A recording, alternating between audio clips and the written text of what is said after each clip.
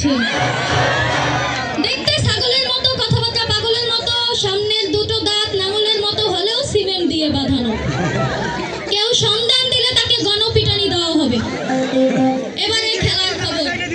গত মিষ্টি নিয়ে মামুন স্যার এবং বাসন্তী ম্যামের মধ্যে তুমুল ঝগড়া হয়। উক্ত মারপিট থামাতে গিয়ে ঝর্ণা ম্যামের কোমর ভেঙে যায়। তাই সে অংশগ্রহণ করতে পারবে না।